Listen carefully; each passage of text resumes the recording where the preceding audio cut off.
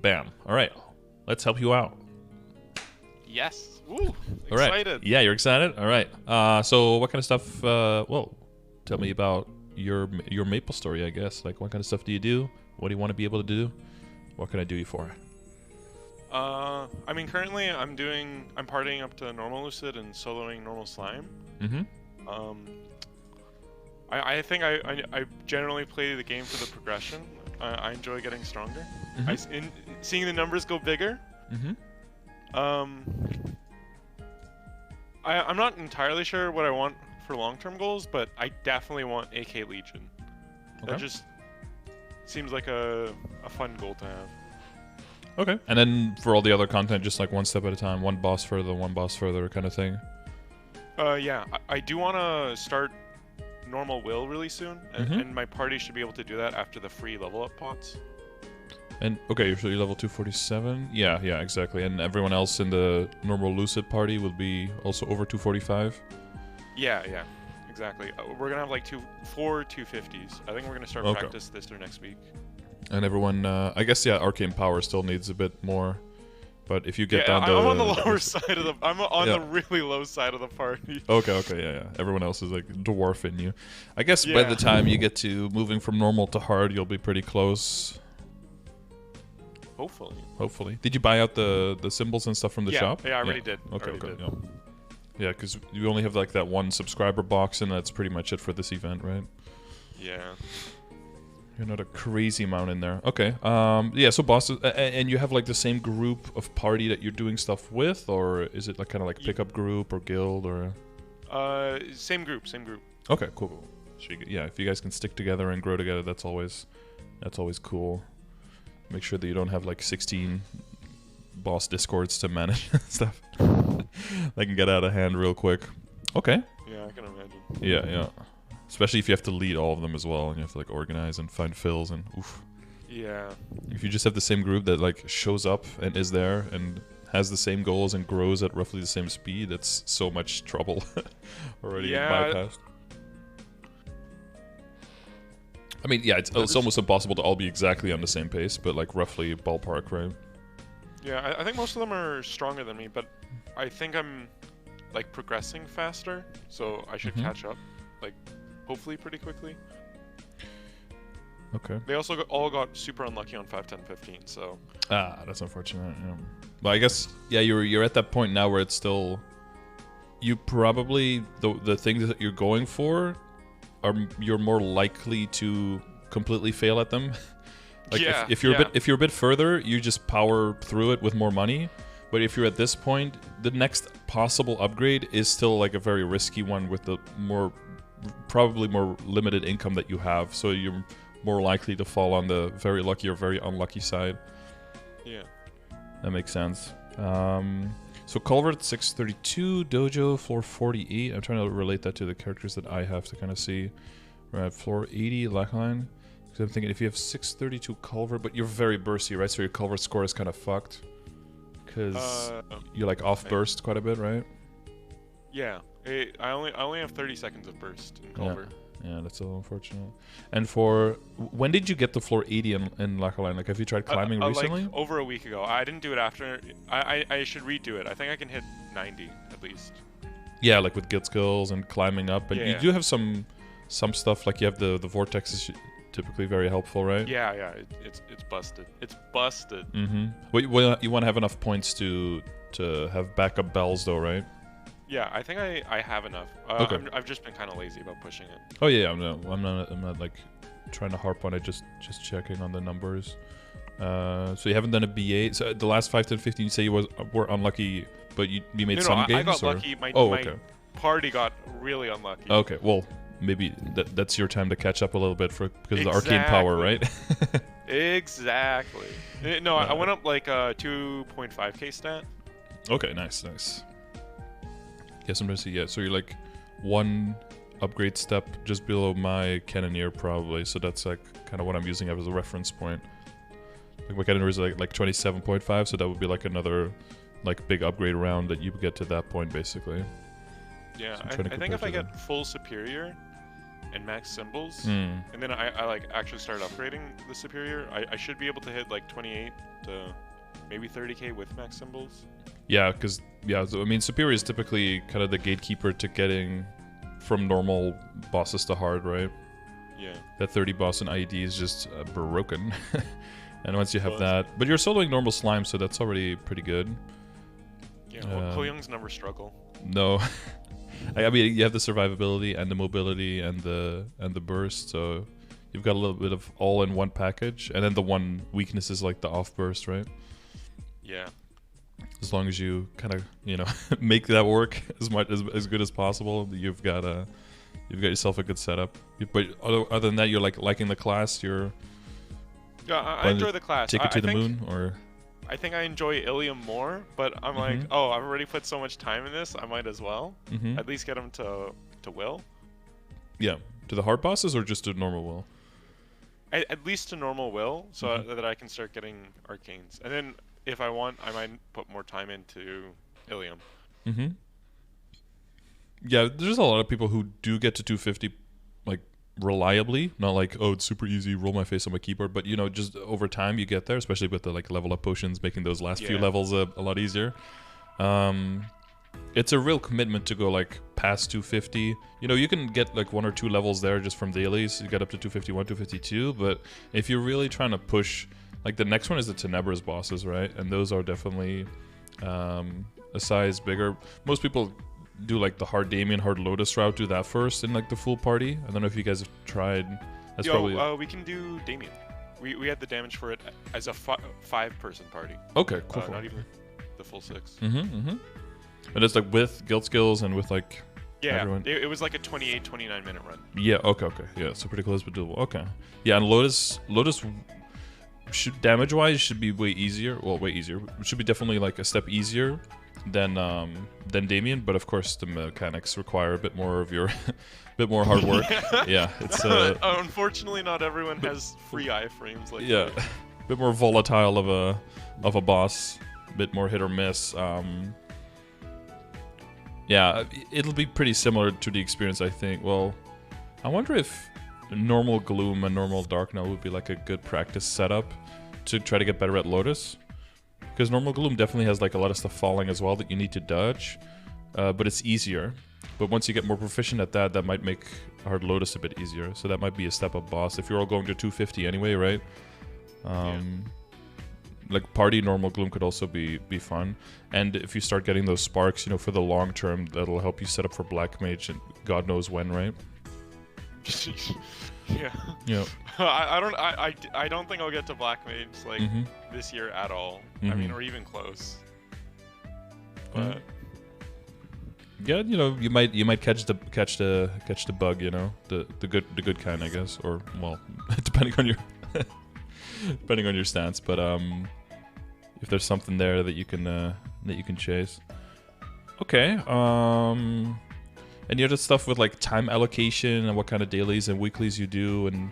I have a tab for dailies. I don't know. Okay. You can open like the headers on the side. Yeah. Okay. They're at the very bottom. Misc. Backups. Oh yeah, the dailies. Dailies. There they are. Yeah. Oh, I think someone from my community a long time ago made this. Actually, they might still be around. I keep forgetting who made it. But it's kind of cute, the pink bean. Yeah. Fucking smiley bean. It's really nice.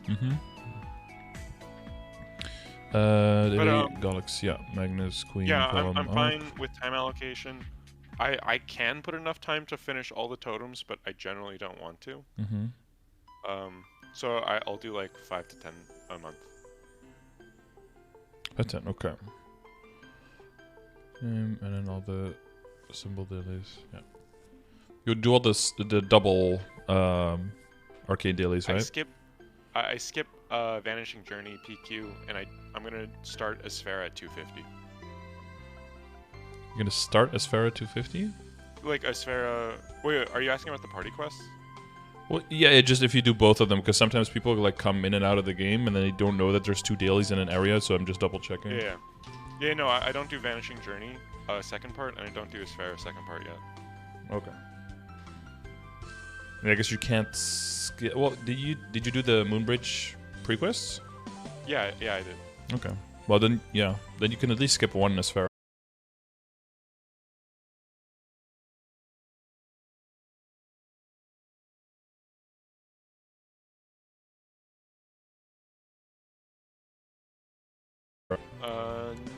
No, it was just like, if I didn't do it, it would rough at max at the same time as everything else. So Yeah. Okay. Sure. I was like, oh, that's convenient. Yeah, it's not a huge problem. Yeah. Second, character Ilium Jet and Battle Mage. Cubing them. Good hero carries, absolute carries. If I really like them, wait for summer DMT, start first event, and full send, and pick up dailies on them. So, would it be like secondary characters, or like bossing mules, or like a little bit of a hybrid version of that? Like a full second main. Like full second, okay. I'm not sure who I'd want to make bossing mules at the moment.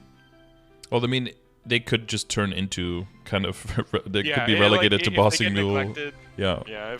If I decide I don't love them that much. Yeah. Yeah. That's some Pepe Hands shit right there. Master, you said you would play me. Yeah. It's like the discarded toys from Toy Story, you know. It's like he doesn't play with me anymore. Like, once a week I get to shine, and then.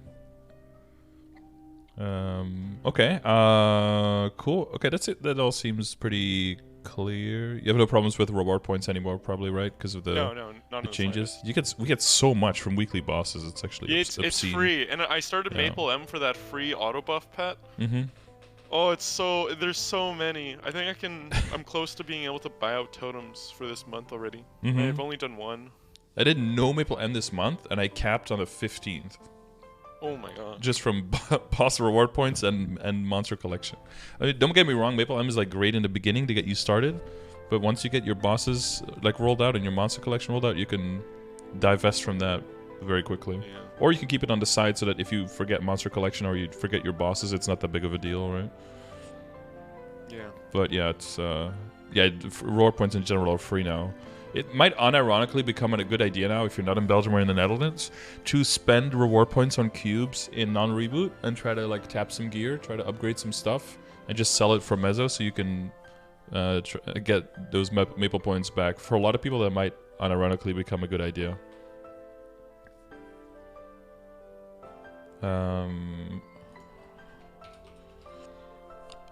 Let's see. Okay. Advance, a level, and okay. So I guess past the introduction stage, I guess as you could put it. Did you see any major things with any what should we call it?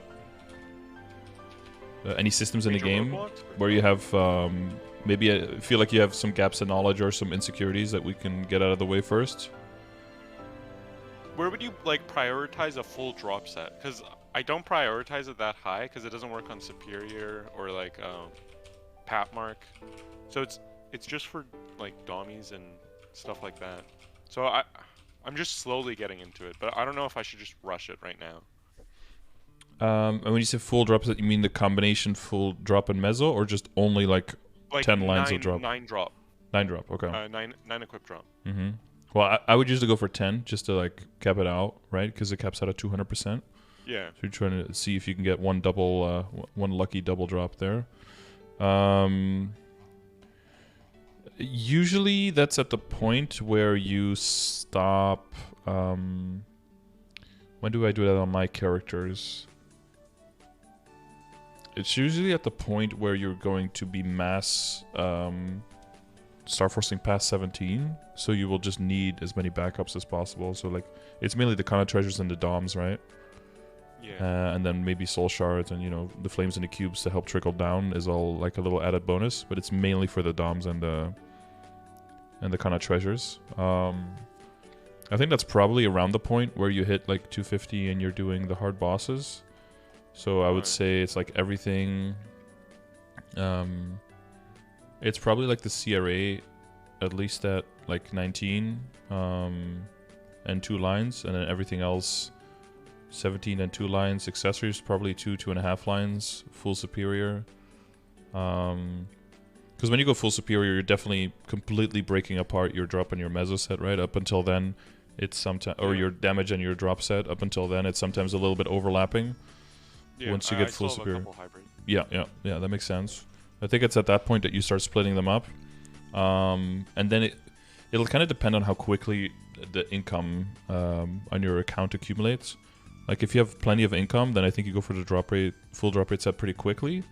Because usually around that time you have a bunch of like legendaries laying around anyway, so you can get into them pretty quickly. There's usually like 2 or 3 pieces immediately that you can re-roll, and then you're already really close, and then you can be like, okay, is this enough, or do I just push like 2 or 3 extra accessories and then I'm completely done with it, kind of thing.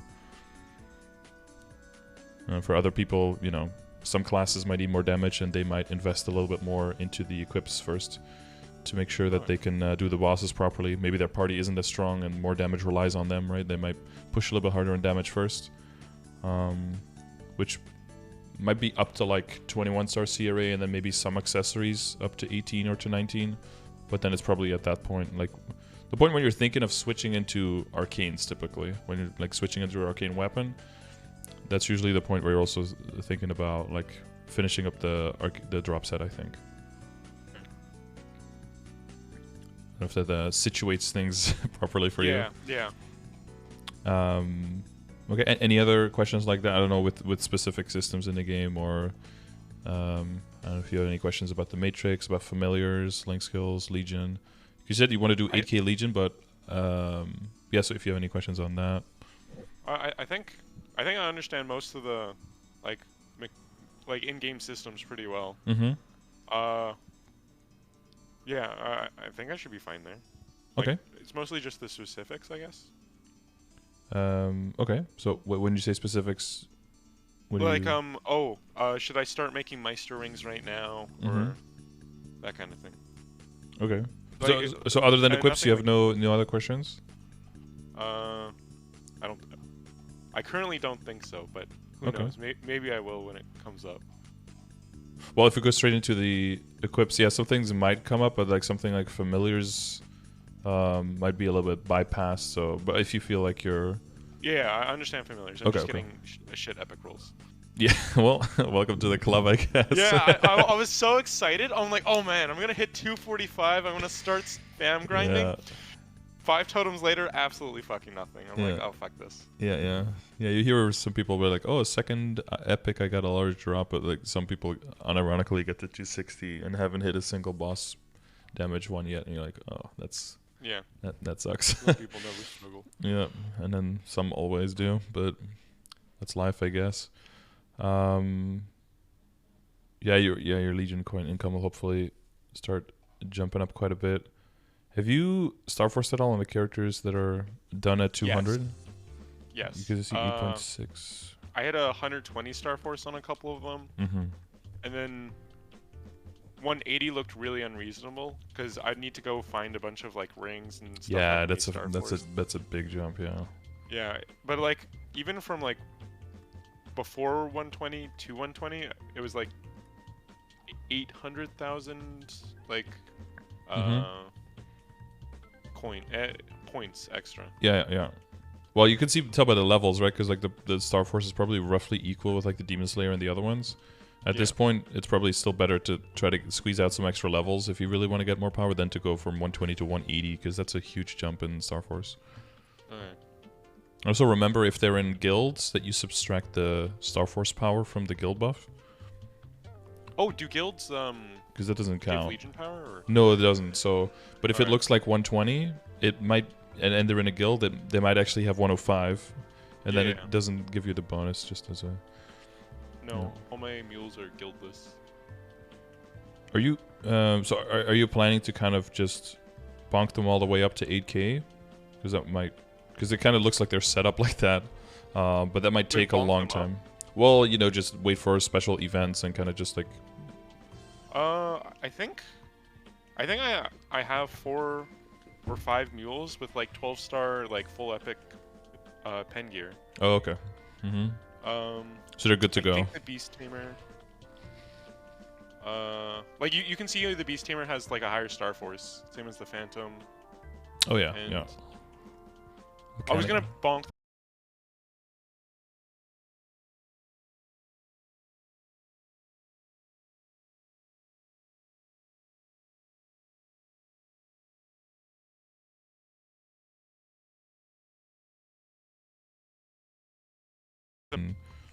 Should be I think fine. right below the last like Legion block thing, I have like a rough priorities list. Oh yeah.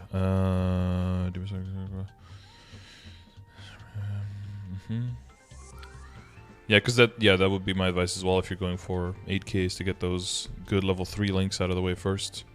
Because that extra power will definitely trickle down to all the other characters and speed those up. Then Hayato, Shade, Corsair, Marksman. The Corsair is specific to Hoyoung. Because of summon duration. Banquo Priority, Shade, Night Lord, Mechanic, Double Blade. I guess the characters that you don't really like but that have really good, good double S. Legion buffs. From like best to worst. I think. I'm wondering if I should actually just bonk the Shade for the crit damage instead, but. Well, you have it here, right? Bunk Priorities, you have a Shade here. Did you use the current potions already? No, the plus like 1 to 10. No, I still have those. Because I was wondering if I wanted to push like 170 on all the characters I wanted to bonk, and then bonk them to 190, and then do 190 to 200. Because the 170 to 190 just always feels so bad. That's definitely the hardest part, I would say. Yeah, 171 or like 175 to 185, or like maybe more narrowed down, but like around that range is definitely where the monsters are at a power level where you're like, ooh, this they hit quite a bit and they don't die very quickly. The maps around that level are okay, but yeah, they're definitely in a little bit of a dip around that point. Yeah, I just did that part yesterday as well, and it's always like, oof, it's like a little bump you have to get over for sure. Yeah, that could be a strat, honestly, to even that out. You do have a while to pick up those potions, and then another little while to use them. So I think that's probably support that decision. That seems good. It'll just ultimately you want to look at what saves you the most time, right? Yeah. It'll probably save you more time getting 170 to 190 on 4 characters than. Or on 3 characters, maybe, depending on how good the potions are. Depending on, saving yourself 80 levels on 1 character. Well, it's most likely going to be closer to 40, but... Okay, but if you feel like you've got a good handle on all of that, and, if it comes up, it comes up, but otherwise, we'll, are you also part of, like, Hoyoung Discord or something, where... Yes. Okay. So if there's any specific problems, they're always able to help you out. Yeah, so I think I'm fine with like VMatrix and links and all that stuff. Okay, so we've got some question here to start pushing for Meister Rings. Yes. So that's specifically to complete the set. Like a full damage set? Yeah, sorry, I say set. But I mean like the ring set, or like the damage ring set, or however you want to call it. Galax orders. Yeah, because I'm like, I have 5 primals. That's 5 rings. I can make a drop, and I can make a regular, and then I can just like ignore it for a while. I guess we could just check the current pieces and see. And the other question was about the Galax order, and then like which one do I buy first? Do I even equip them before I have full set? Most of the time, no. Okay. Then I guess the order won't matter too much. Yeah, it won't matter too much. We do have those Star Force scrolls, right? And since if your 170 stuff, 160 stuff is already 17, then it could be worth to get them just so you can throw that scroll on there. Yeah, I was gonna use it for one of the Golux items. Because I ended up just leveling my shoes to 17 on the 5, 10, 15 anyways. Okay, I'll just scroll through the equips and we'll go from there. So we got the real. So you have the full Abso set, right? Full 5. Yep, full Abso. Full 17 star, roughly 2-line Abso. Mm-hmm. And I think my WSE is like fine. I don't think I'll touch it for a long time. Mm-hmm. We got some IED there. That's not the one I used. It was, and then I got 6k Legion, Mm-hmm. so IED wasn't a big deal. Yep. So you use the also that 2-line attack. Yeah, yeah. For bossing, would the other one still help? I guess if you hit The like IED bossing one? familiars or something, you can switch your ID into bossing and then tap this one. It might be better on bossing, but I mean, currently my party has a Mercedes, and she gives 50% IED debuff. So I'm like, oh. Was it 50? Yeah, it's like a 50% debuff. I'm like, holy shit, that's a lot. Okay, goodbye IED. I don't need you. Yeah. There was some IED debuff. Yeah, I don't remember it was 50, but damn. Yeah, it's 50%. I have a 20%, and then the arc in the party also has a 20% buff. Yep. Or Yeah. something like that. Yeah, and 30 boss and 20 damage. So yeah, it was a lot. Like we were like 2 bursting P1, and then we get a 6-person in the arc, and then all of a sudden we're 1 bursting P1 of Lucid. Yeah, arc is a lot of burst plus the. Yeah, I think it's one of the most underrated party buffs in the game. Probably. Yo, it was crazy. So like, damn. It adds a lot. Arc support meta. Yeah, I mean, unironically, it's really good. And if you have 2 arcs, you have a 100% uptime on the buff as well, which for DPM parties is actually really good. No, we're so but we're so burst heavy. It's like 2 Hoyoungs, a Night Lord, an Arc, a Mercedes, and then a Kana. Yeah, it's pretty bursty. Yeah, I would say. And then your emblem is 2-line attack with a line crit rate. Yeah, okay. We roll into 3-line attack in a long ass time. That sounds about right. So your rings. 20 drop an 18 a luck. So that's one of the hybrid pieces. That's probably one of the ones that we get replaced with. Well, the other one will get replaced first, right? Yes. Yeah. Drop 22 dropping extra finding. Free cube into drop. Like Meisters and stuff up to unique, and then the other thing up to legendary. So in your head, are you like you want to go for 27?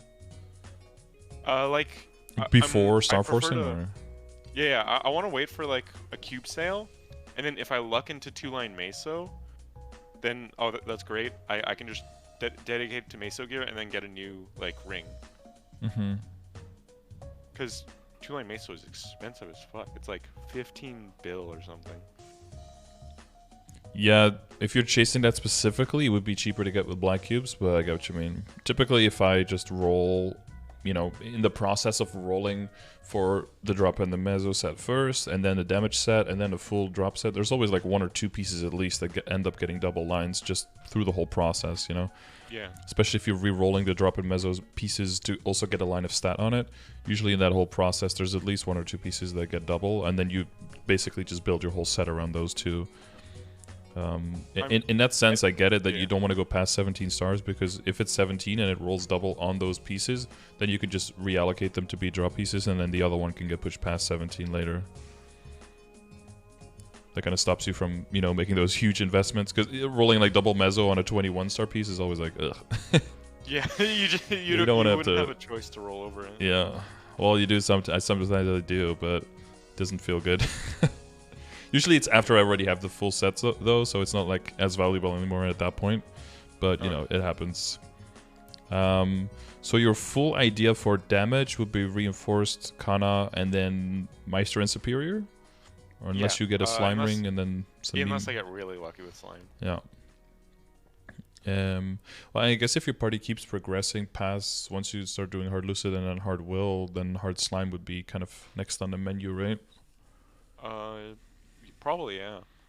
I guess it would be once, like hard Lotus and hard slime, I'm imagining are kind of, hard Lotus definitely before, but once hard Lotus starts getting easier and easier, that's probably when Chaos Slime is the logical next step to do.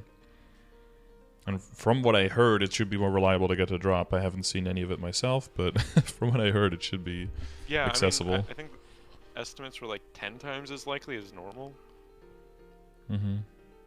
Yeah, based off KMS stuff, but we have different drop rate amounts and everything. I don't know what the exact numbers are, but I've seen a lot of people get it.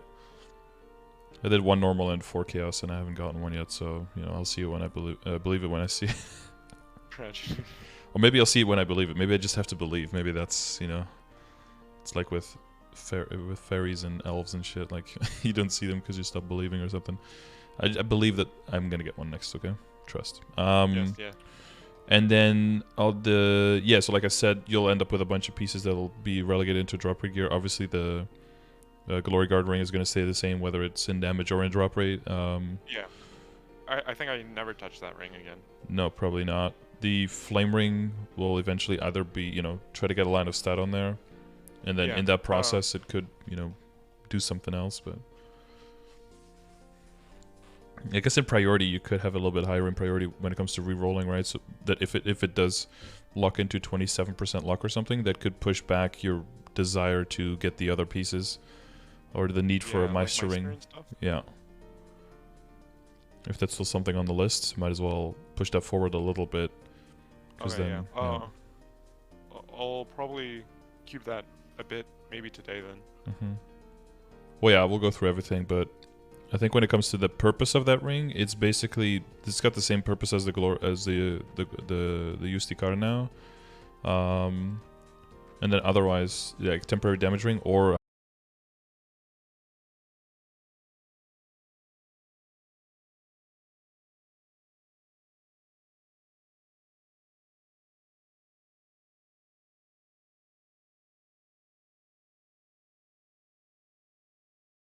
putting your CRA up during star forcing, for example, instead.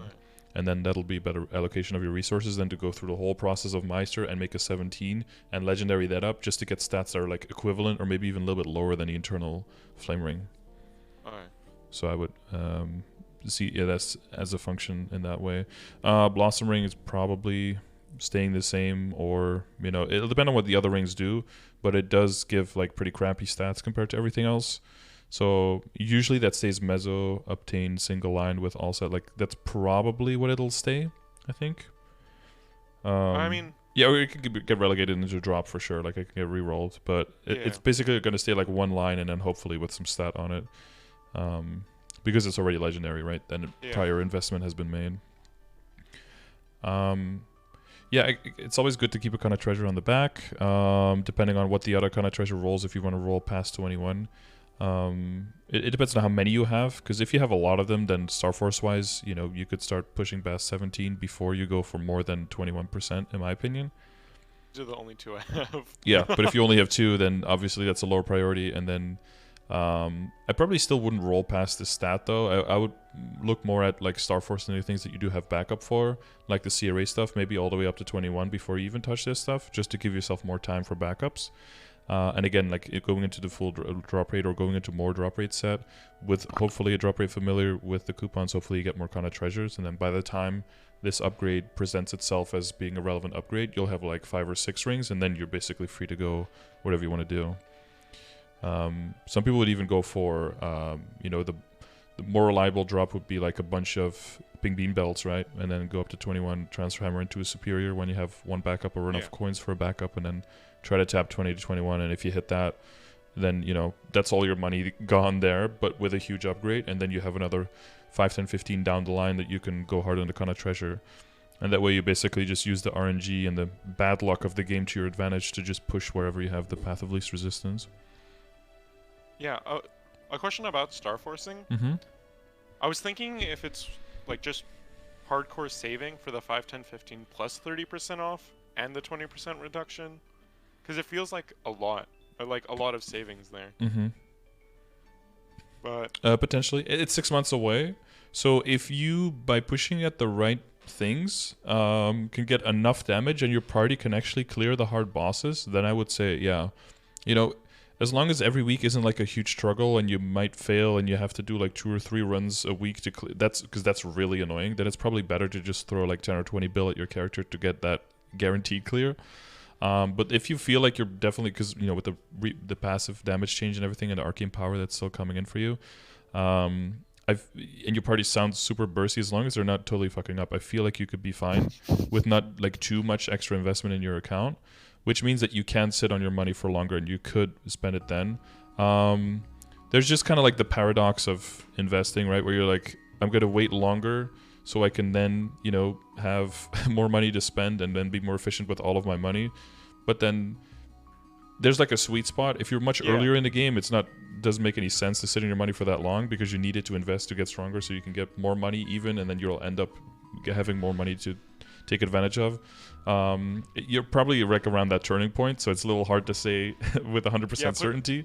So I would let it depend on whether your party needs the damage. If you feel like you can mob like effectively where you're training, and you feel like the bosses are like doable and well doable, then sit on as much money as possible.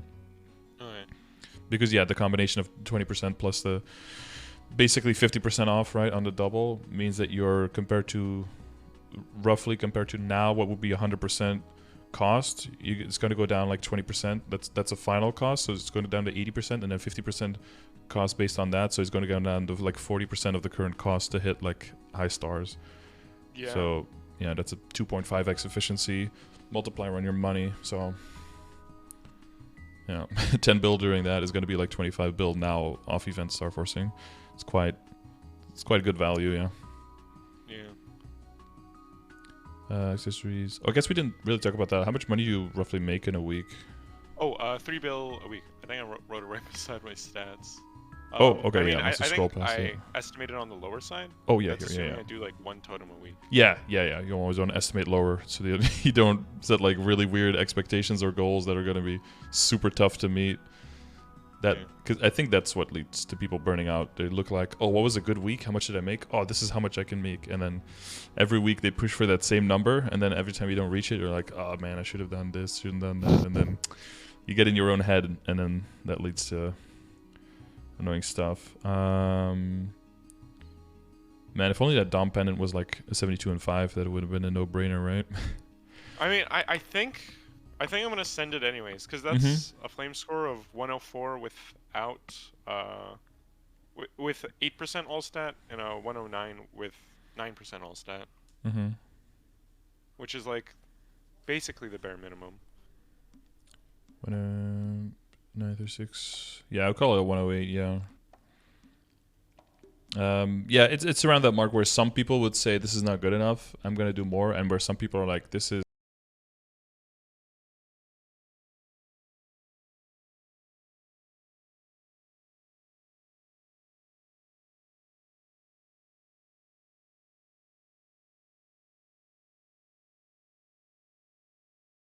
of like 700% stat basically means that it's like the equivalent of 70 stat, and then it starts counting for way more. So they'll look at it that way to like magnify the effect. But I think it's around the point where if it was my absolute main, and I know what I know about the game now, it'd be a rough one. I'd probably just keep this one as the secondary pendant for quite a while I work on another one. And if that one doesn't come quick enough, then I'll still send it, it'll probably be like my backup plan. But if it's not my main, I would immediately be like, okay, good enough, moving on. So I mean, I always think, if I decide it's not enough, I'll just come back and make another. But but at that point, I mean, you're gonna have so many things that you're working on. That'll be like something that you keep in the back of your head as a possible option. But ideally, you get to a point with like Source of Suffering, or with the damage, basically in the same point that I talked about with the bossing, right? Where you're like, I can kill all the monsters around me, like, and I could do the bosses. This is such a min-maxy thing that is more like a mental thing that the game makes me want, rather than it being necessary. And at a certain point, you'll have to put your foot down on like, what do I actually want and what do I actually need? Because the game is constantly going to tell you like, hey, look at this number. This could be bigger. What about this number, right? And it can dangle it in like in front of your nose, and you'd be like, okay. Where do I really invest my money? Because there's going to be some sweet spots. And if you're questioning between this, or you have like a few thousand Golex coins and you have like still some 17-star rings, it'd be like, okay, that makes way more sense to work on than like a 6-stat flame, or you can always use the flame calculator, right? Look at the number of like what is the average cost, and then is that a reasonable amount that I'm willing to pay, plus calculating in the risk that it's not a guarantee. It's so expensive to get one that's like a significantly better is like $6 bill. I mean, it's not that much for like endgame players, but I just feel for like money spent at the moment, it's not that good for me. Yeah, I get that. Yeah, I was willing to spend up to 10 bill on the flame, what I said, and then one character, one item, it took 10 bill, and I got like a 107 or 108, like roughly around this one. So I was like, well, fuck it, I'm keeping this, I guess. And then the item after that was like 500 mil and hit a 112. And I was like, well, okay. So now I guess on average I spent around 5.5 bill, and I'll take that, I guess. You know, I kind of just like average my losses and then, or average my investment, and then that's the number I kind of kept in my head. Because that's the flip side, right? You could get very unlucky on one and then very lucky on the other one. Like maybe the PAP mark just straight up goes into 120 when you get it, and it's like, oh, okay, well this compensates now for the other one. I hope so. With Pat Mark, I don't think I'd settle this low, just because I don't actually have that chance to redo it. Well, you could. Well, you could, yeah. Unironically, on most of my characters now, I have at least, on most of them, I have 2 transpose. On the characters I main and like play a lot, I've gotten at least 2. I think my hero got 4. And the arc got 5, I think, and then the DA got 8 because, you know, whatever. And I think my marksman got 2 or 3 now, yeah. But then there's still 2 characters that are just looking. The Adele and the Cannoneer haven't gotten anyone, so. But yeah, the drop rate is still, yeah. No, I get that. So the ring the pendant situation is you got 1 double mezzo with a line of strength here. And a good flame, yeah. Sorry, 70 star at some point, low prio. Is this what you could be? That could be a really good Cernium piece, right? Yeah, that's why I wanted double line Meso, because this plus a ring and then plus my like face or eye accessory, and then I would be done with my Meso set. Yeah, it's the dream. Face or eye is ideal because they don't have flame advantage, they don't have set bonus. Plus they're 160, so they'll give you more stats along with it. The pendant is, is like the riskier slot because typically the second pendant is going to be like a spirit pendant, right? Yeah. So there's a lot of potential damage to lose there from the high stars and high stats on the pendants. But you know, you take what you can get, of course. Yeah. But you're just going to be choosers there. Yeah, so hopefully you get it on an eye or face. Possibly on an ear. Yeah, I had the earring. I had like the old transposed earring, but that's kind of wild at this.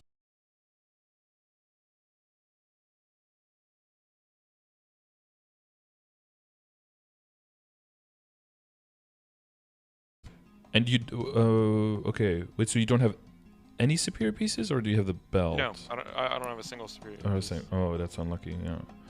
And okay, well let me scroll through this a little bit faster so I don't get too stuck on everything. Turn into drop eventually. Yeah, that makes sense. So that's like the secondary damage pendant for now. And that gives you 9 set bonus now, I guess, since you don't have I think 7 because I don't run 9 boss accessory. I used to have 9. Yeah, I currently run 7. Okay. The cup, the belt. You don't have a potential badge though, right? Oh yeah, because the rings are kind of taken out of the equation. Yeah, that makes sense. Okay. I got the Creed pendant. That's pretty much just staying like that. I mean, it's only for bossing that it comes in, right? Yeah. Reinforce, and this one is the ring right now. Drop rate, and the reinforce is just fodder for when you get the superior. And it's already 16 and epic. That's nice. Black beam mark. I saw that you had the Commercy not ticked on the box for daily, and you do have the level 1 boat. Is that something that you kind of like need me to sell you on, or because that's usually it's in the daily. It's in the middle thing for dailies. It's like kind of hidden in there. Oh, okay. Because I saw it in there, but like the box wasn't ticked, I think. Oh no, that's because I was partway through my dailies. Ah, that's what that means. Okay. I thought it was like one of the things like I know I should do this, but I'm not doing it kind of Oh thing. no. I got Dreadnought. I'm like, it's easy money from here. Yeah. Okay. Yeah, the Dreadnought is yeah, dude. It's such a cash out. It's so much work to get there though. I get people not wanting to do it. That last like from level 4 Dreadnought or something to level 10 or like the sailboat from level 4 to level 10 feels like it takes forever. Yeah, but then you get Dreadnought, 5 minutes a day, 48 tokens, you're like, yes. Yeah. Yes. Yeah, if you don't have time for the CPQ, it doesn't even matter. You're just drowning in the Narrows anyway. But yeah, you're gonna need it for all the transposing. If you get a little bit unlucky on transposing, one transpose item could cost you easily like 600 or 700 in Narrows, so you do need that buffer. Because that's a low chance of succeeding. I didn't think it was that much, but... It's 10 per attempt, you know, and like 10 per day. It says it's 100 per day. And it could very well take you 5, 6, 7 days. So it's, you know, it's like the price of 1 to 2 items. Like the more expensive ones, or like the price of 3 to 4 weaker ones. Okay, I guess we were at Black V Mark. Thank you for 7 months hype. Hope you are well, man. Yeah, but this is fine to use for mezzo, and then you have the other one for drop.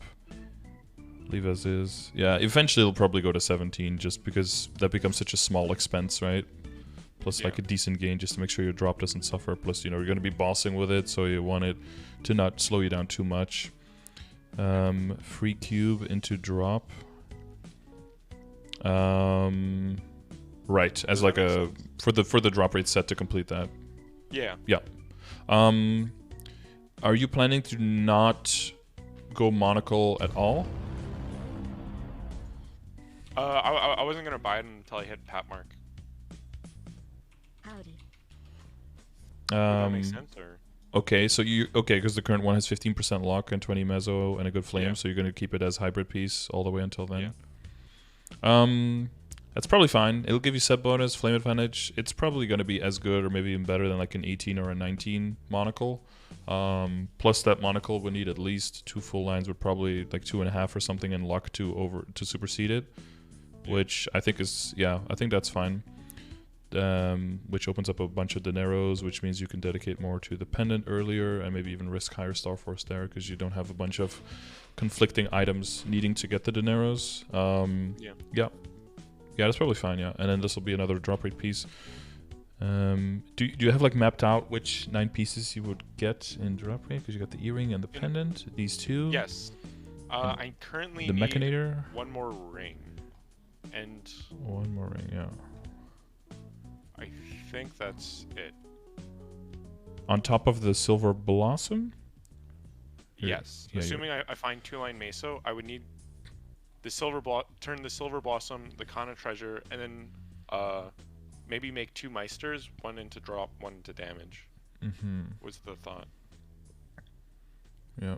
Or if you get the Superior could be kind of like a hybrid piece for a bit until you get the full set as well. Like if you roll 2-line luck and 20 drop or something, that could be well, I guess if you redo the Eternal Flame Ring, that could become 1 temporarily. I hope that you just get like mezzo and drop on an Eternal Flame Ring or something. That solves like a whole bunch of puzzle problems. Yeah. Yo, just 1 black cube, done. Yep. Yeah, exactly. That's the dream.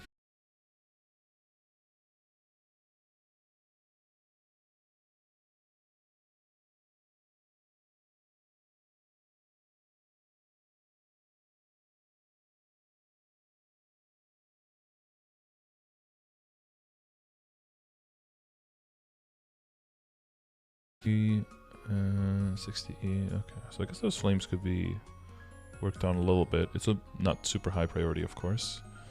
But I think I'm actually gonna start working on them like now, because I think all my APSO is like 65 and above, and I don't want to invest any more money in that.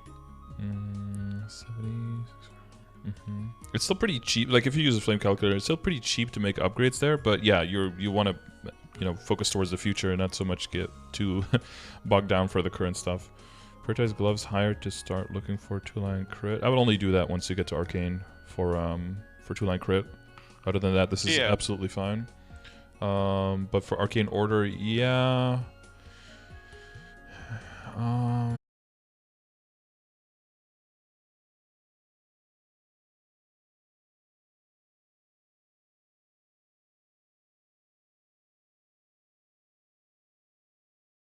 But I probably would put the glove second after weapon, yeah, because it also gets more weapon attack from Star Forcing, and you can go harder on the flame and overwrite the, you know, kind of mediocre flame of the Abzo with like a way better arcane one.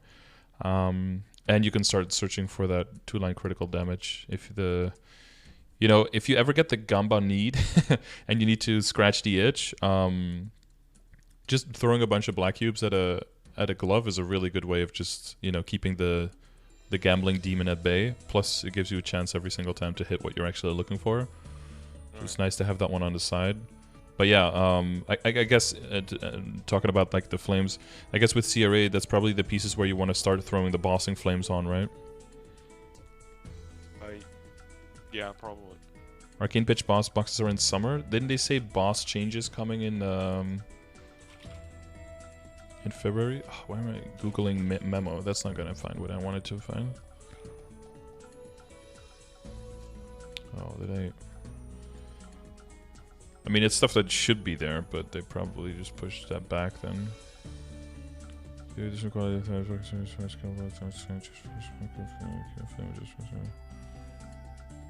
Increase flames for all worlds. Okay. Additional revamp to boss rewards. It's part of that. Oh, that's not until summer. That kind of sucks. I mean, yeah, it'll always feel weird if you get a drop that you already bought, but, you know, it just counts for backups anyway, I guess. Because eventually you do want to go for 19, as weird as that sounds now. Being like, I don't even have like 19 CRA yet, but eventually 19 Arcane is not super far away outside of the realm of expectations. And then having a backup is going to be a blessing then, so it's whatever. Yeah, I put that. Yeah, that sounds like the order. I mean, I guess after the weapon or glove, it doesn't really matter what order it is. It might depend on. Might have to hold on the weapon a little bit, depending on how quickly you start doing will. Right. Ideally, you buy the weapon with the will droplets. Yeah. All right. So that'll depend on your patience and again on how much your party needs the damage. Switching to an arcane weapon is definitely a huge boost. Like regardless of, even if you had a 20-star, pretty much 3-line Abzo, it would still be a pretty significant boost. But yeah, let that depend on that party. But yeah, ideally to get the shoulder and the weapon from the will shop so that you can use all the Lucid drops for the other one. For the 3 other ones, kind of like the Lotus and Damien situation, right? Yeah, so slowly flame up the CRA, and then, yeah, potential-wise, I would just stand and think more about Star Forcing, because the amount of backups you have there is probably insane.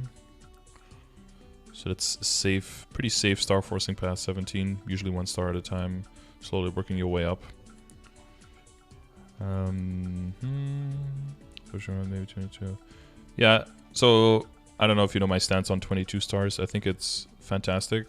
Probably after you have everything else at 21 first. Yeah, I mean, like if I hit nothing elsewhere. Oh. Wait, sorry, I got interrupted. Yeah. I think your mic turned off for a little bit. I would for sure take them to 21. But if I hit like no backups, like maybe 22. I don't know. Like if I'm swimming in money. Yeah. Emphasis on that, yeah. Because it's still better to just hold money, I think, a little bit, and especially, you know, with the upcoming changes and everything, and just give yourself more time to get more backups on the other ones, and then hit the quote-unquote more guaranteed upgrades. Because 22 is very unneeded. Like full 21, you can black mage. Like it's not even probably like 19 arcane. Everything else 21, you can black mage. Like for any class, doesn't need to be. You don't need to be any 22s, but you know, if you're going to 22 anything, it's the CRA gear. But yeah, again, depending on backups and depending on the money, but you would still wait for that until the summer change, right? So it's at least a 6 months, a 6-month wait on that. But there's going to be some devils on your shoulder whispering in your ear to no, 22 is free. Yo, it's so expensive. It's like it's insane. I think it's like on average about the cost of getting to 21, from 21 to 22. Yeah, it's like roughly a double up, yeah. Yeah, and all you need is like a little bit of bad luck and it's that or more. So I'll be a 21 gamer for quite a while. And then when everything is 21 and you still want to push, well, you also said like you might even, you know, switch to another character and everything and maybe look at the Ilium or look at the Jet more. So, you know, by the time you get to that point where you have a significant amount of 21s and you're, you know, aware of how expensive it is and how much work it would need, that same amount of money going towards a second character could just get it from like barely being able to solo Lotus and Damien to also being able to join like Hard Will and Hard Lucid parties basically. So it's like, do I really need that damage on my main character, or do I just want to enable another character to be able to carry their own weight in a hard boss party? And then that'll be the extra decision you have to weigh at that point, rather than, you know, do I want number on Hoyoung to go higher? You're making decisions for multiple characters there instead of for just this one. So, okay. Are you working on the Monster Parker medal as well? Yeah. It's. Oh yeah. No, I saw the numbers. Yeah, I saw the numbers. You're pretty close, right? Yeah. Like... Oh yeah. I'm ready for that. Yeah, I recently got mine on the Hoyoung. Dude, those last weeks feels like they take forever, especially when 3 or 4 days are done, and then you have to wait like 2 extra weeks for 2 other ones. You're like, get them done. Yeah, yours are all pretty close together. I would have some be like 40 off something else, so it'd be. Yeah, you just like. Oh yeah, you're like 3 weeks away. On Tuesdays. Yeah. Oh, today's Tuesday, so like 2 more weeks. Yeah, hopefully, yeah. Oh no. The Wednesday. Well, I think like 2 weeks and then 2 days. Okay. So. Or no, 2 weeks and 1 day. I think. Well, I think of one. But you have this week, right? So you're going to 65 and 66. Yeah. And then 1 more week, you'll be at 72 and 73. So then, yeah, 2 weeks from now on Wednesday will be the last day, I think, and then you'll be good. Yeah. Finally released. Now then you get to start another character. Who's the next one? Is it Ilium next? Who are you doing? Maybe. I don't know if I'll. I like staying in the flow of things because like picking those things back up is always hard. Like doing Commercy for a while on a character and then being like, okay, now I'm done. And then having to start that back up on another character is always like, oof. You know, it's something that you have to know for yourself. You know, do I think it's worth my time and do I really want this, of course? But if it's something that eventually you know you're going to want the rewards of, it's good to keep the process going to not, you know. Yeah. It's like spring break and going back to school and being like, oh God, how does working up to an alarm clock work again? Oh no. Yeah, that's why I wanted to wait until summer before I really start like working on a sub main, because then most of my dailies will be done on my Hoyoung, and I can just pick up dailies on them. Yeah, full commit. Are you planning on getting the character to like 235 by then, so you can do all of the dailies in one go, or? Yeah, maybe, yeah. Or like at least 225, 230, so you have like access to most of them, kind of thing. Yeah. Well, that's one way actually that I'm kind of leveling my characters on Monster Park. So I'll be like doing Monster Park on another character, but doing like the highest level one. And then by the time I get, if they go from 210, and you always do the latest Monster Park, and so that will require you to do the pre-quest in the area, right? So you have access to the Monster Park. And then, you know, sometimes you do dailies here and there if someone needs like, you know, is like looking for a duo or something, but most of the time I won't do them. But if there's ever events, you can start picking them up on that character if the other ones are already maxed. And then by the time you get to finishing the Monster Parker medal, the character is basically at 225. And then you can do everything up to Arcana, get a lot of symbols very quickly, and then that'll be your foundation that you need to get the damage to get to 235 if you want to do that. Okay. So that'll be like one of the, you know, slow side processes that you don't have to actively like commit totems and stuff to. But remember the amount of time it would take to do the further Monster Park runs every day versus just doing Night Stronghold is also, you know, that adds up over time. So that's like a silent time consumer for sure. So be careful with that. Okay, so I guess is there any piece or any like of the are you kind of did I adequately touch on the subject of like when to go more for potential versus when to go more for Star Force? Yeah, yeah, I think so. I think. Well, I want you to know so. All right. Well, If you think I'm right now, pretty like, sure I know, but mm-hmm, so I'll re-roll the Eternal Flame Ring now, but mm-hmm. like I know higher potential is a higher priority than 3-line, so it's just if a cube sale comes around, I don't know if I could resist like rolling some things, especially things that keep their potential. When you say higher Just potential, having do you mean higher Star Force is more important than a higher 3-line? Star Force Yeah. is Mm-hmm. like a higher priority than Mm-hmm. 3-line potential. Yeah, and when you say 3-line, do you mean like 24, 27, 2.7 or to do you mean 3-line, yeah? yeah. Okay, yeah. Yeah, because like colloquially, usually when I say 3-line, I mean like 30 on sub 160 and 33 on 160 or higher. Like that's 3-line. Usually I say 2.5 line to kind of like distinguish between. Yeah, I could definitely see like hitting a bunch of the extra 6% all stats or 9% lines on all of the accessories together. That's a lot of bonus for sure. But yeah, like you said, yeah, cube sale definitely that can be very, very tempting. But they seem to be like 1 in a 6-month thing. Yeah. And you were also thinking, how hard do I really want to go on Star Force when I massively want to save up 6 months from now when the giant sale happens as well, right? Yeah. Yeah, that makes sense. That puts you kind of in a headlock, kind of like a, almost kind of like paralyzed by possibility, which is, I'll be totally upfront. Like I can't really tell you like this is the way to go. What I could say is, an upgrade in general, you have to have a level of, like being I'm totally ESLing right now, but like having the the wherewithal to say like, do I really want this upgrade or do I need this upgrade? Yeah. And if you have the possibility of like golden fortune and great sales coming up and all of that, you have to be a little bit more critical of when something passes the realm of possibility to necessity. And as long as you can be kind of strict on that with yourself, then you'll be fine. And it just it'll depend on your party, your performance, I would say. Because I don't think solo training you're going to have any trouble. If the arcane power keeps going and you have your solid WSE and Hoyoung is just pretty fucking strong, as long as you know how to play your character and you've got the Hoyoung Discord for any kind of questions you might have on that, I think you should be covered damage wise. Yeah, there's no huge gaping holes in your plan anywhere. You're just right now specifically you're time gated by the Gollux drop.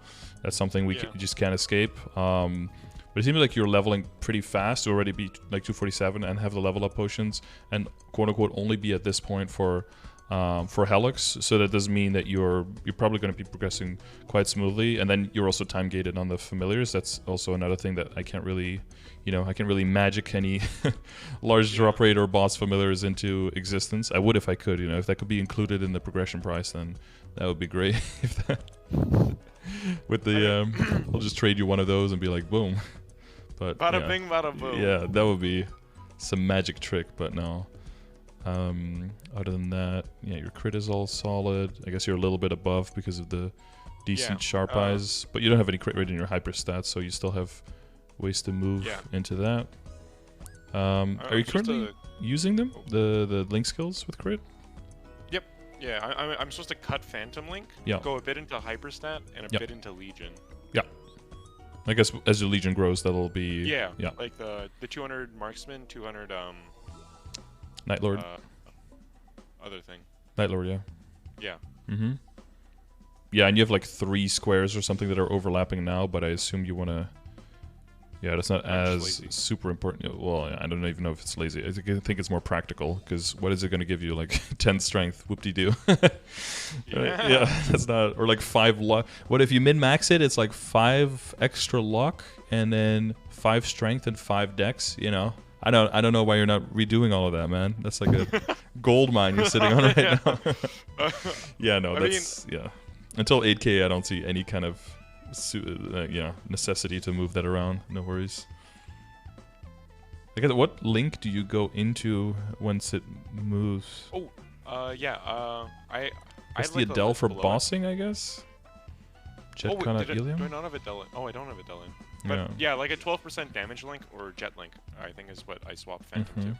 Do you need Night's Watch? Yes, I do. Okay. I thought there was like one. Isn't there one skill? Yeah, that only gives you like temporarily gives you Yeah, knockback it's resistance, like right? 40 seconds out of like 120. Right. Wait, is that the clone rush thing, right? Is it the other one No. that sometimes gives you No, reset or? It's the V Matrix skill that gives me stance, I think. Which one? Does this give... Yeah, it's the Is it this one? Grandest Blessing or something. Oh, that one. Yeah. Yeah, okay, and that's a 240-second cool. Oh, dude, the Grandest Blessing is such a letdown for for Hoyoungs. I mean, you're already like strong and already super bursty, so maybe it's a good thing that it's not hugely overpowered.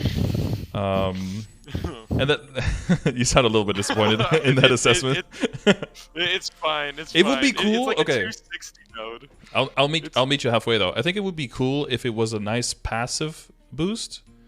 That like active was slightly better than the passive, so that you could get a little bit of burst out of it, and then when it's on cooldown, it would give you a nice a passive effect that could improve your off burst a little bit. I think it should have more utility in that way. What do you think?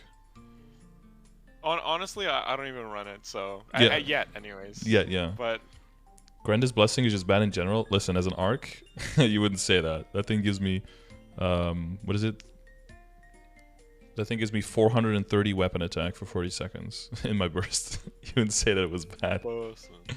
Yeah, if an arcane weapon, you have 430 weapon attack for 40 seconds. It's pretty, it's juice.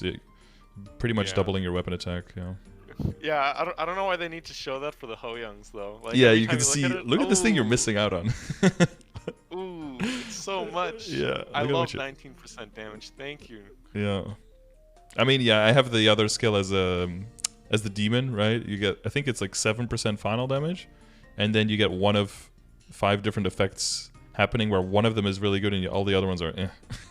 So it's like, you hope for some of those big explosions that actually hit fuck ton of damage, and all the other ones are just a waste, sadly.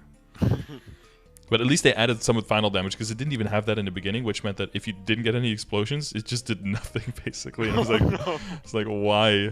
I mean, it would like sometimes create a shield, but then, you know, that it would only last for a few seconds. Plus, if you're a Demon Avenger, you're like pretty much already always shielding yourself, so it doesn't add anything. It's like, God, this is awful.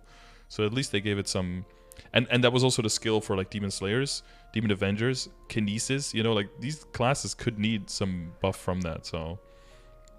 Maybe not Demon Slayer in that list, but the other ones, yeah. So I wonder if they're gonna tweak that a little bit. I guess we have the patch notes today for the big skill rebalance, right? So hopefully we can get a look at that pretty soon. I'm so happy. Like Hoyoung got like a tiny nerf, dude. I was actually nervous. We were gonna get like another like 10% final damage nerf. Yeah, that was the clone storm thing got pretty much axed quite a bit right before. Yeah, overall it was like a 20% BA nerf, but it was like 2 extra clones or something down during the clone storm. Yeah, it was a lot. There was a final damage nerf and then the clone nerf. To be fair, you guys were popping off hardcore. Yeah. I mean, 20% BA nerf still top. Yeah, like, it's still like way up there. Yeah, that makes it also so weird. Like, because Hoyoungs are like, yeah, okay, that was kind of sick. But like, you do anything to touch Kanas and people fucking lose their minds, right? And it's like, come on, look at where you guys are positioned in the game. This is ridiculous. I mean, yeah, they could give like 5 nerfs to Kana and still have like Kana still be a top 5 class, easy. Yeah. I mean, I dislike how strong Kana is, because if you're running a party without a Kana, you're like kind of hard griefing. You're basically griefing your progress. Yeah. It just makes no sense to not have one. I mean, you can do fine without. Like, you have to just pick up the slack and pick up the role. But yeah, I don't know what they're gonna do with domain though, because it seems that, I don't know if it was in these notes. It seems like you looked over at least some of it. But it seems like they said in Korea that they wanted to match the bursts with with like a 3-minute timer, right? Yeah. Which means that everything would sync up with domain, which would be even more broken than it is now. So yeah, it would be even worse. Yeah. I mean, I think they mentioned that, but I didn't look at it too hard. I just know Ilya mains were really, really happy about it, and then Hoyoung barely got touched, so I'm pretty happy about it. So yeah, sometimes if your name is already in people's mouths and you barely get touched, that's a win right there. Yeah, dude. Oh my gosh. I was like, don't say anything. We're cool. We'll take it. Yeah. Yeah, I mean, it was a slight iframe nerf, because our tappable iframe is like goes on cooldown like a bit for a bit longer every second. Okay, and they've already touched that before, right? I think the minimum amount was also increased a while ago. I'm not sure. I probably wasn't playing then. I feel like there was a time where if you just like tapped it for like half a second and then let it go, it was only on like an 8-second cooldown or something. Alright, that would be fucking busted. And yeah, you could use it. So if you know, the better you were with it, with perfectly timing it, you could have it up all the time. It was ridiculous. Yeah. I think the minimum amount was up to like, is it up to like 12 seconds or something? Like if you just tap it and let it go. The minimum is 15 right now. 15. So like, okay. like Yeah. A third of a second. Yeah, it was like 8 or 10 or something at the lowest, which was, yeah, really, really the usefulness. That's why I think Hoyoung was the first one to solo Black Mage, because there's so many situations you could just jump out into the other dimension, jump back, yeah. Like imagine if they did that for ethereal form, like the shorter you used it, like the cooldown would go down to like 10 seconds, like that would be so broken. Yeah. And that's not even a true iframe, this one is. Yeah, it's insane. Like, I've just occasionally like iframe something in CPAP, timer gone. Yeah. Oh yeah, and you could do that for all the little things like the clocks running out and everything. Yeah. Yeah. I guess because I think we've probably run out of all the things you probably had questions about, right? You were very well prepared with everything. I tried to squeeze out some content out of the stuff, but it feels like you're very well prepared with everything. Is there for any specific bosses any questions that you might have? Yeah. So. For my party, moving into hard Lucid from normal Lucid, because I think we currently have enough damage to do P3. Because I think P1 normal Lucid is the same as P3 hard Lucid, and we can one-burst that. But sure, you can always double check with BAs, right? But I don't know if everyone wants to, go dummy. Yeah, I think not a single person has a BA yet. Yeah. Okay. As long as nobody's finger pointing like it's all your fault because you don't have, like, nobody knows, it's like, oh, we guess we just all need to do a little bit better. The BS can also be useful if during the runs itself, just to see if you're improving your setup and if you're doing it properly. But again, if you have the boss Discord, they probably have some list somewhere of like how to optimize your BA. So if you roughly follow that, and as a Hoyoung, you kind of learn to do that automatically, because if you don't, your damage really sucks. If you don't use all your tools, right, at a certain point, you just have to throw them all in. And you still have, I was going to say Prepare to Die, but that's the KMS name, I think, right? Like the Last Resort. You still have that one as well to throw in there. Last Resort is insane. Yeah, that's a huge boost to pick you up. And you stick to 6 boost nodes, right? Because in my brain I have like, is it 6 or 7 for Hoyoung? It's 6, yeah. It is 6, okay, yeah. And that boosts absolutely everything, okay. Yeah. That was probably fun in the beginning to figure all of those out. Yeah, there's a little like a tool, right? Spreadsheet we have. Yeah. Someone made like the tool with like the little blue square and the which ones you already had. Yeah, that one's pretty cute. Yeah, I mean you could use it for other as long as you just input other names. But yeah, I bet that's pretty useful. It was very useful because I ended up not getting like perfect like in air quotes. Not at the right place and combined with the right one. Yeah, I think that's normal. Yeah. It was like a couple like 2 hours of like looking through the notes really carefully. And trying to move it around to see if it works. Make sure you didn't miss one somewhere, and then like, oh shit, 3 of these, I gotta go back. Yeah, it's a luxury. It's definitely like an early game problem. Once you go to another character and you just open 100, you pretty much always have them. You just have to pick the right ones and you're good. Yeah. Well, sorry, I guess we digressed a little bit from Lucid. So, you're talking about the burst for phase 1 in comparable to the burst for phase 3, and no BAs. I think they're both like 12 trill health. Like so we have the P3 because we're super burst heavy, but I don't think that translates to enough damage to actually finish the boss, right? Yeah, it might be a good idea to because you have 2 Night Lords, right? 1 Night Lord, 2 Hoyoungs. Oh, 2 Hoyoungs, yeah. I think just because of the passive change and everything, your damage might still be there. But if you get into trouble, you could do the thing where 1 Hoyoung just does off burst to DPM it out.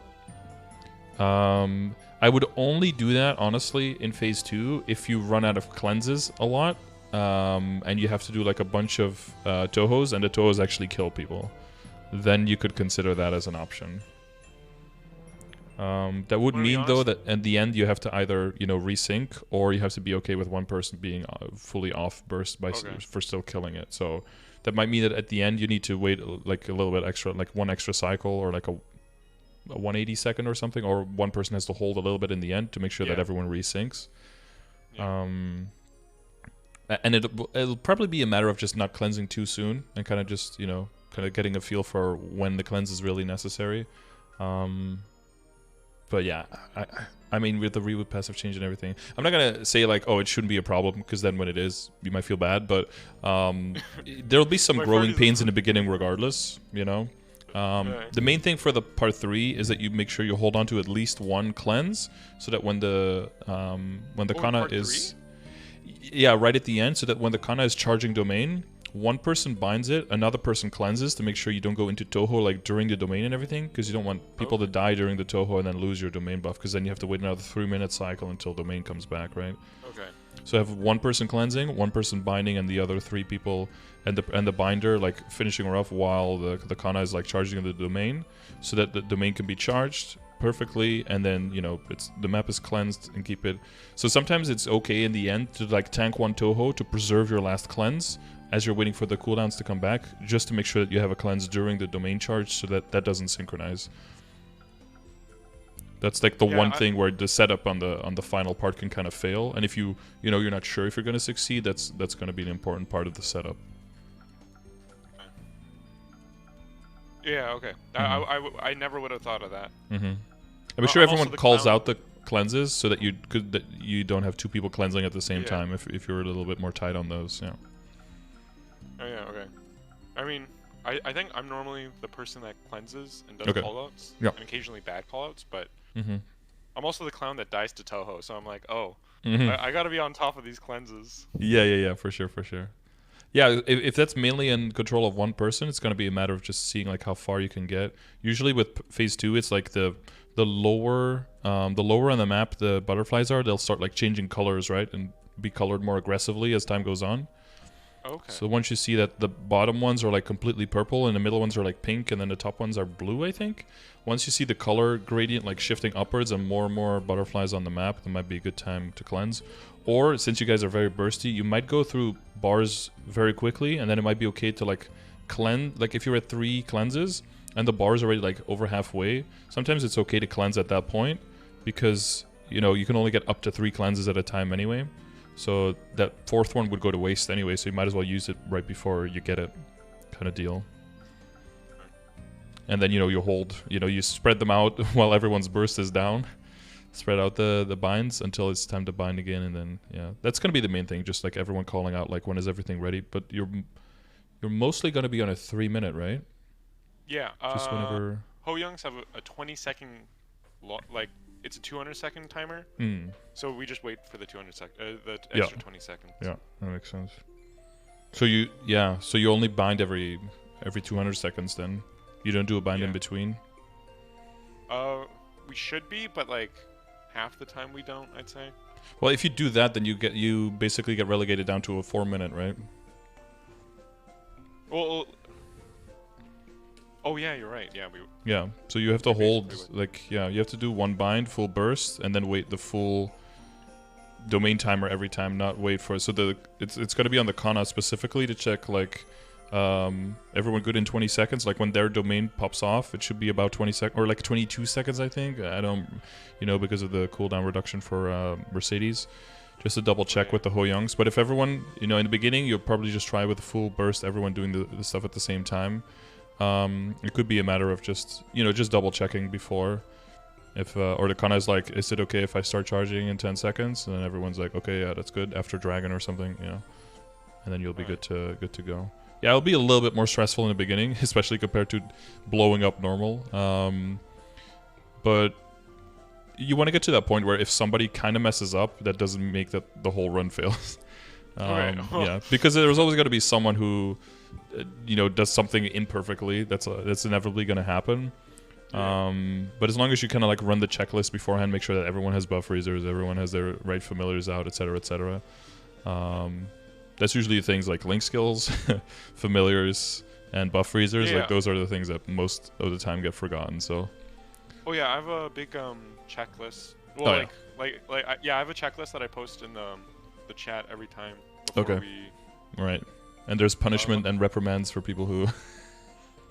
Well, I want to make sure it's full. I'll just post it at the very bottom. Mm-hmm. Nope. Yeah, I've got like an exclamation mark checklist as well that I kind of go through when I. Oh, okay. when I train, Yo, that would yeah. be a lifesaver. Mm-hmm. Really got it, yeah.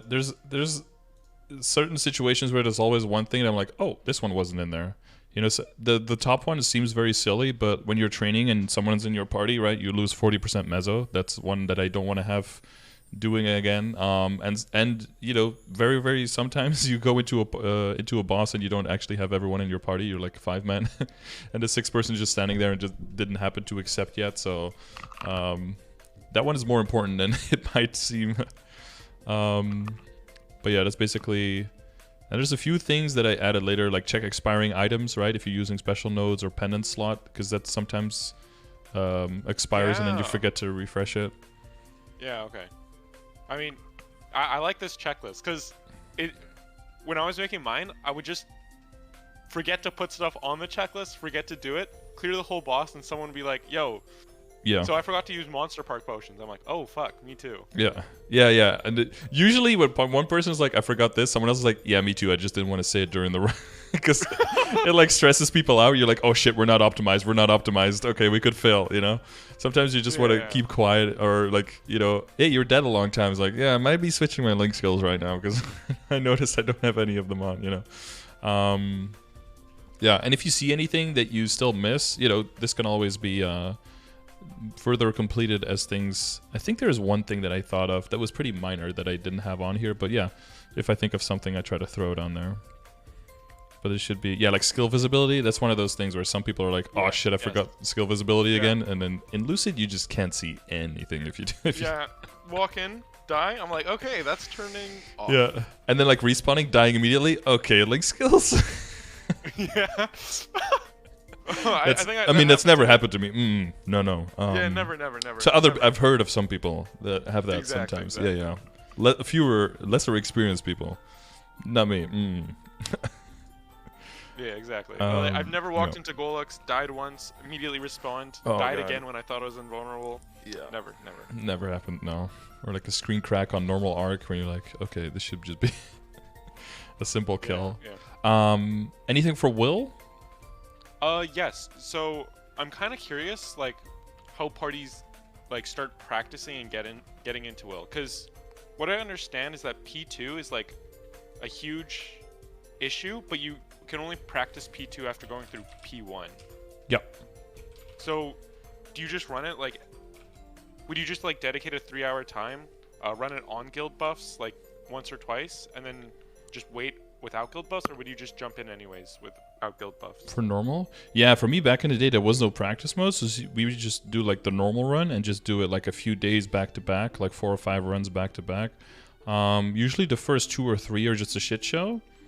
And then like by the 3rd run, there's like 2 or 3 of the people like have it already like 100% down, and some other people are still like fucking up a little bit, and then you can advise each other. But then those people can focus on just using Moonlight as little as possible, or just switching around more if they're better at dodging in the first phase to make sure that they can help equalize the bars a little bit more, so that the people who are, you know, have a little bit more trouble, get hit more, have an unlucky run, maybe a bad split, that those people can not feel like they're dragging the whole party down basically in phase 1 and just hold on to their Moonlight. Because the main thing is that for normal, you're just getting used to the Moonlight mechanic, and you're making sure that you equalize the bars in phase 1, right? That you don't completely lopside them. You guys are very burst heavy, so as long as you have an okay split, you should be able to burst both of them down within the first timer. But then you probably might do... It's kind of on the downside. You could do a 1-2-1, right, where you do the first one in the 1/10 second before the first test, and then take 2 tests for the second one when everyone's burst is down, and then do 1 again on the last one. What you probably will end up doing is everyone gets stronger, and for normal this will be very easy. If you do a 1-1-1, but you stagger your burst, so one person just doesn't burst on the very first one, or 2 people, and then you have like 3 people bursting on the first one, 2 people on the second one, and then again 2 people on the third one. Oh. So 2 out of the 3 people who could be bursting, 1 person holds, synchronizes with the other 2, and then 3 people burst on phase 2 in the beginning, something like that, so that you could do a 1-1-1.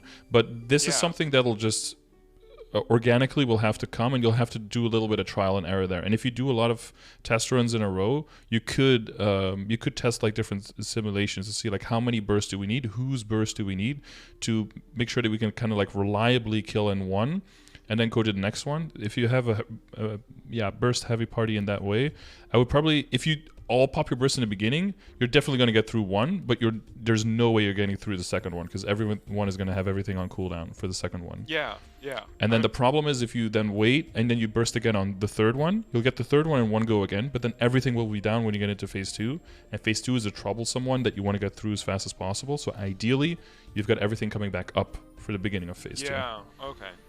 So if you have to like, let's say that everyone's shit is down and you're at the end of phase 1, sometimes it's better to just not kill him and just wait for like a whole extra round. And you can give yourself 2 minutes for all the bursts to come back up, so you can go full domain, full burst into phase 2 and immediately get through the first half of phase 2 to speed run that one.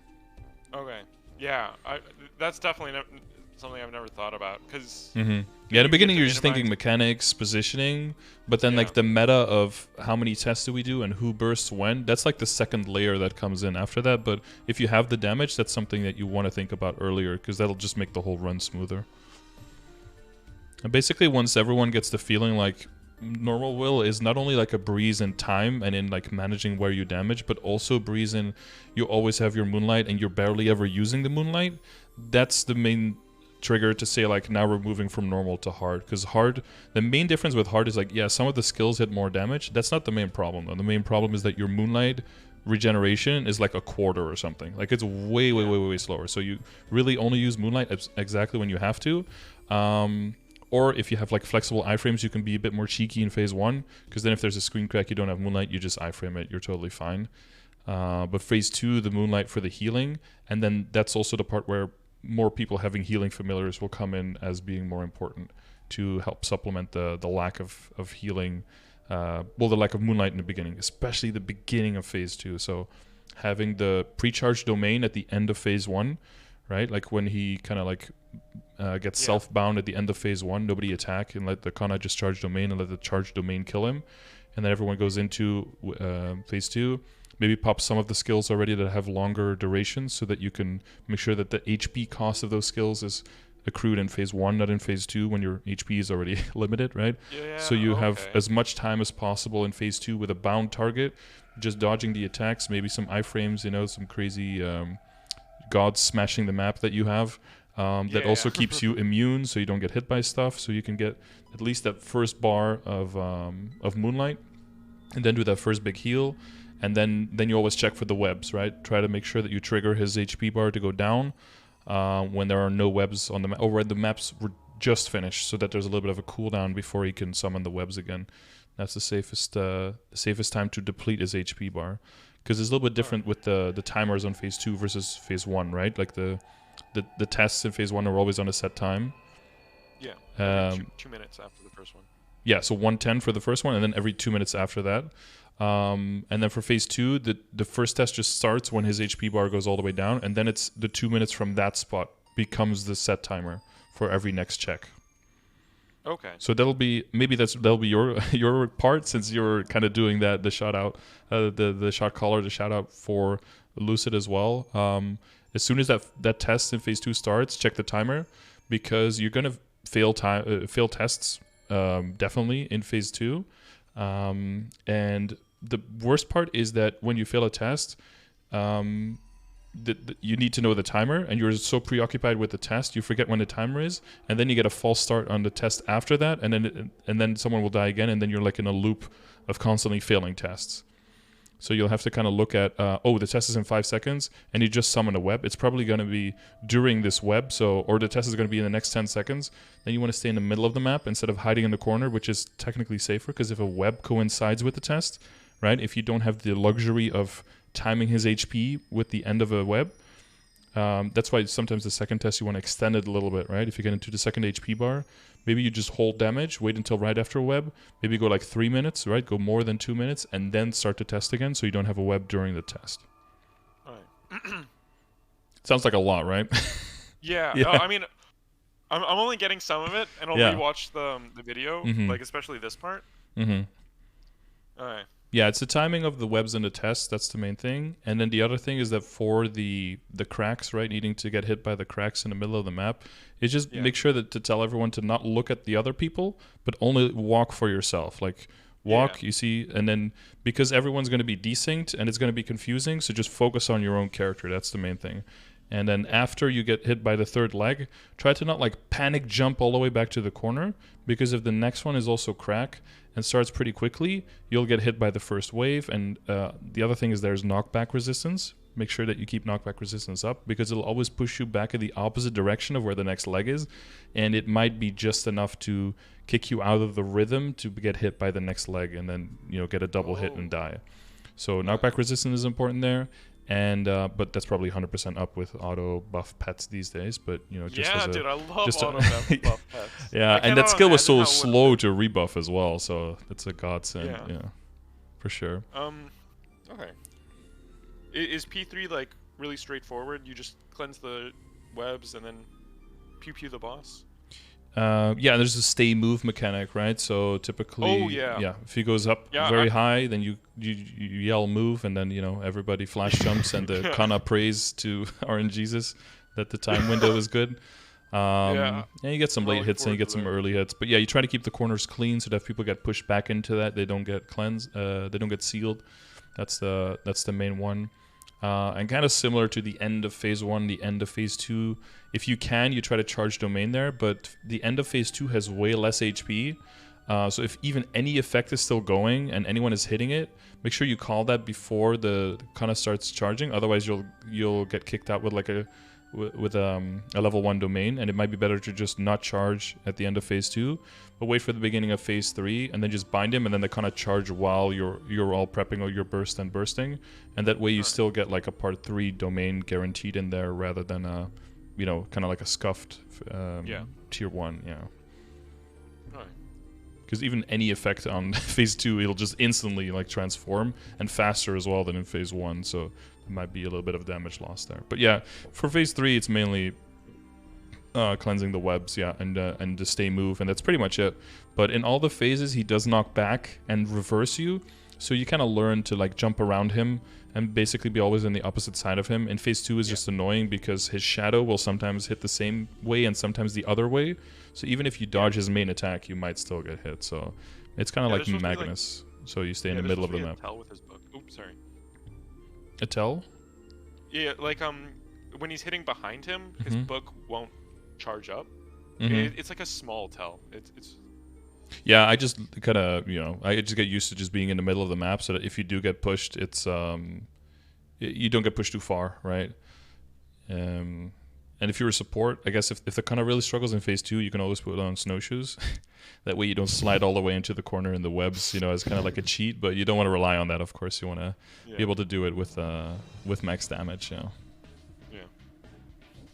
Is there anything from normal Lucid to hard Lucid? Because I think we're starting practice this week. I expect it to go absolutely horribly. But first 2 or 3 runs are going to be terrible. It's all about just learning and encouraging each other and helping each other out. Yeah.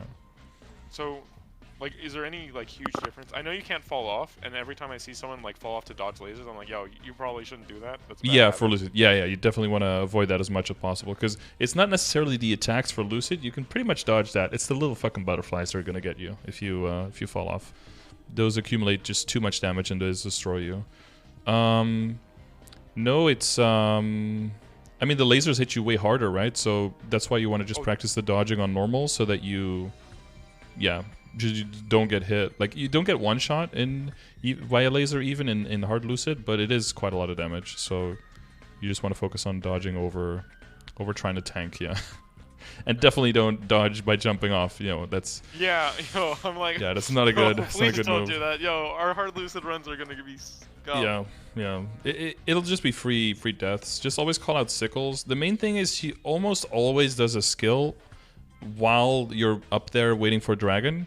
So basically just always assume sickles. So never like, oh, dragon is gone, let's just jump down blindly. You're almost always going to either jump into sickles, jump into a touch, or she's going to start up a lasers, or people are going to have bombs, so you want to stay together. Pretty much always. Yeah. The attacks are just way faster. It's just constantly attacks. Yeah, okay. But other than that, no, there's no major changes, no. No, I mean, yeah, the stuff just does more damage, so make sure that if you see bombs, you call them out and that you group up. But that's pretty much it, I think. About like what time do you want to finish normal Lucid, and how much does that, how long does that translate to in hard Lucid? Oof, I don't know those numbers. Look. No, I don't know that at all. I just know that a lot of times people feel like, okay, we're just destroying this boss super easily, and everyone's over 245. It just makes sense to try the other one. Oh, okay. And they basically, based on the first try is never going to be perfect. So if your first try you feel like, okay, this is definitely doable, then it will be doable. But if your first try is like, okay, this is like impossible, then it might be good to run some test runs and to like personally optimize and stuff. Blink is very important for part 1. For the dragon, I mean, I guess you already learned to avoid the dragon. Yeah, no, Hoyoung has it easy. Like we can just stay in sky for so long. Yeah, I guess maybe some other party members, if they struggle a bit more, investing into blink could possibly save their life a bunch of times in phase 1. Yeah, phase 1 is just something you just blow up. Yeah. Wait, there's a question I wanted to ask. Oh, so my plan for the party when doing Lucid is we clear normal Lucid and then practice hard Lucid so that people can just like bounce, or like if we can just stop practice at any time. Is that how most parties do it, or? Because I want to guarantee the clear, and then I think people just get buff freezers, go into hard, and see if they can clear it, and if they can't, they just run normal right after with the rest of the buff freezers, with the rest of the freezers and with the rest of the guild skills. Wait, does it not use a clear thing? If like, you don't, I think you have one end. Well, there might be. Is there a 30-minute in between? God, every single boss is differently. It's a full day. It's a full day. Is it one entry for normal or hard? I thought there was 30 minutes in between, one entry for each. Oh, maybe. Well, if it's 30-minute entry, then my plan still doesn't work because of the guild skills. But I'm pretty sure if you try hard, lol. But if you try the hard version and you don't clear it, you can still clear normal on the same day. It is 30 minutes. Okay. So it wouldn't work with the same buffs. But you could do it that way if you're like, okay, well let's see if we do it. But yeah, it might be okay to do a practice run first. I think for hard though, it makes more sense to just try the actual version of the boss, I would say. And then if you don't clear it and you're like, okay, we're way off, this is not happening, you just do normal like either half an hour later, or because you could probably still do it without guild skills half an hour later, right? Or you do practice normal will with the rest of the buffs or something, right? Oh yeah. But yeah, depends on how confident you guys feel. Yeah, my party's a bunch of griefers. I'm not that confident. Yeah. Well, yeah, people might get very complacent in runs that are just too easy and guaranteed clears, right? So you might need the challenge to kind of get people's heads together again and be like, oh shit, this is we actually need to work harder for this one. Alright. And some people just need to go down to 2 lives to start clutching up. Yes.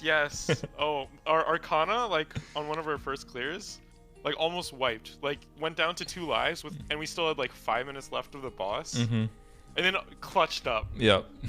Some people just need they need the adrenaline to perform. Yes. Yeah. I mean. Yeah. All right. Know thy party, I guess. Yeah. Yeah. Maybe the. I mean, are there any other bosses that I would need to? Like, there's a big knowledge check going into it that, oh, I need to know this and how to respond before I start practicing. There's some timers for Gloom on like when it opens up and when it closes, I guess. That's out there somewhere. Like sometimes even if you have like more than a minute, I think if I have like 75 seconds left on my burst or something before as I go in, my burst will be up by the time it opens the first time on normal Gloom. So there's like a huge window there. And then it opens up again on set times, but also on set HP percentages. So if you do a lot of damage, it'll just immediately open up again, and you can immediately do full damage again. And that's like, yeah, that's a little bit of timer stuff. But I mean, for Lotus, it's just the same. It's just dodge more. Just just don't get hit forehead. It's like essentially that. And Darknell is basically the same as Hard Lotus in that regard. It's only when you go to the hard bosses that it gets more complicated and there's extra mechanics. But I think that Chaos Gloom is probably still quite some steps away. But yeah. Like the darkness, the more you get hit by stuff, it builds up darkness. And then when darkness is built up, you're basically blinded. There's a bunch of stuff that jumps around and seals you. And you have to kill monsters to lower the darkness again to get out of it. And basically in Sea Gloom, the darkness is way more extreme. There's more stuff sealing you. There's more monsters. There's like graspy hands on the bottom of the map that'll lock you, and you have to like right to left arrow tap and everything.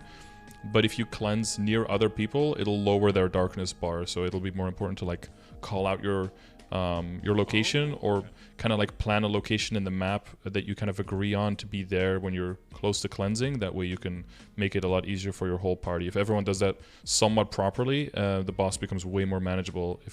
Otherwise it just turns into a clown fiesta basically, where everyone's bars is always in darkness and everyone will be struggling to survive. And darkness is dark sight is really good in Gloom if you get to that, and in Hard Lotus as well. Very, very useful.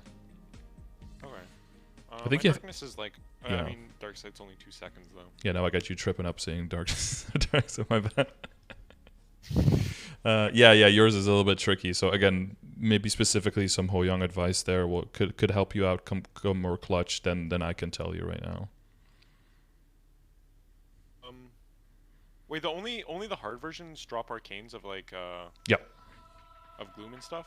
Yeah, Ferricilla, Gloom, and Darknell, and Black Mage, yay, drop arcanes only on the hard versions, yeah. I guess right now Ferricilla is the only version is the hard version, but there is an easier one coming up from KMS that one won't drop. Just like with Hard Loose and Hard Will, yeah, only the hard versions can drop the drops straight up. And Gloom and Darknell share the drop table with Will, and Ferricilla and Black Mage share the drop table with Lucid. So there isn't like a real need to start those bosses. That'd just be like more for fun kind of thing. It'll be practice, sparks, challenge, yeah, more for fun, and there is a level of learning harder bosses to make the existing bosses feel easier. There can be some of that, because I was even with like Gloom and Darknell and with Hard Lotus, it was always like, I can do them, but I don't feel like 100% confident. Like there could be a shitty run where I get caught off guard. But after trying Black Mage, even though that was like a horrible failure, going back to those other bosses made them like way easier, because Black Mage is so much more complex, especially the phase 3, that like going back down really feels like this is like an easy mode now. Like Hard Lotus is like cakewalk now comparatively, which I didn't expect that to happen, so it must mean I made some progress somewhere. Alright, yeah. One thing is constant in Gloom, it never opens when you want it to open. Oh yeah, it'd be like, okay, now all of my buffs are on cooldown. Oh, now it opens up. Coolio. Well, time to just hit it with basic attacks, I guess, yeah. Just try to make the most of it. Yeah, and Chaos Slime, there's nothing crazy extra going on either. It's just way more HP. That's basically it. Yeah, I can't really think of any other bosses that do any crazy stuff. I guess Ferricilla, but Ferricilla is... in a sense, Ferricilla, the whole boss fight is basically Hard Will Phase 2, but you learn it way faster. Because by that time, if you have more experience with the other bosses, it's like at most 3 runs before you completely get it down with the positioning and with the... you can have some unlucky runs, and sometimes someone gets caught off guard and you have to cleanse a little bit faster. But you can be flexible there way faster, I think.